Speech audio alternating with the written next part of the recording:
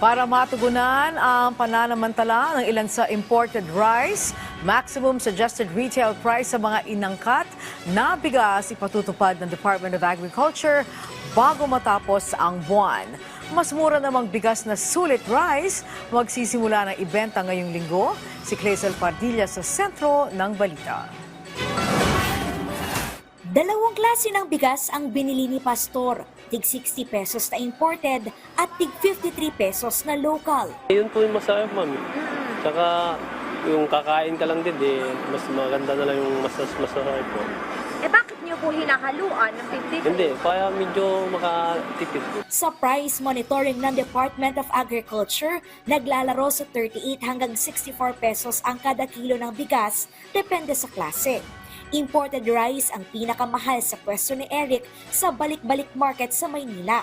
62 pesos kada kilo. Ano pa yun, 100 pa. Bago siya yung wala pa kaming bagong deliver. Kaya mataas pa masyado.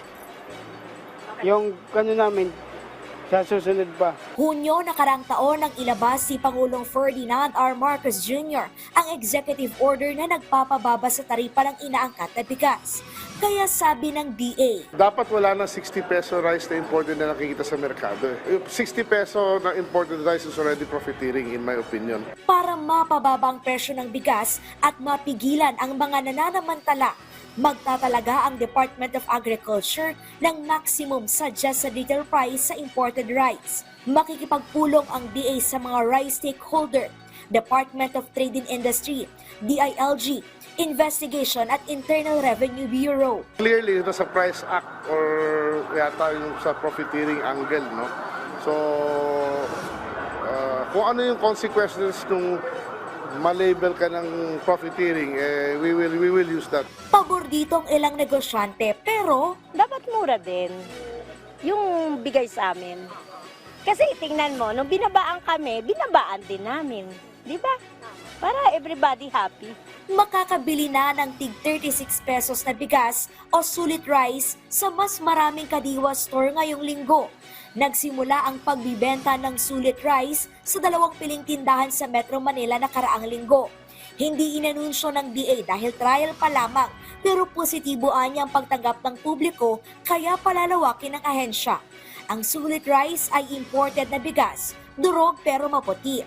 36 pesos kada kilo, higit na mas mura sa 40 pesos na rice for all. Layon itong mabigyan ng mas abot kayang bigas ang mga consumer. Hinahanap ng tao kasi it's being sold as 36 pesos. This week we will finalize and roll out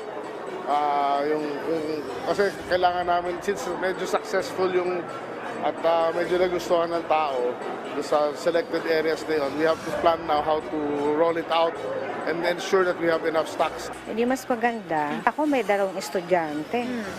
Ang mahal ng pamasahe.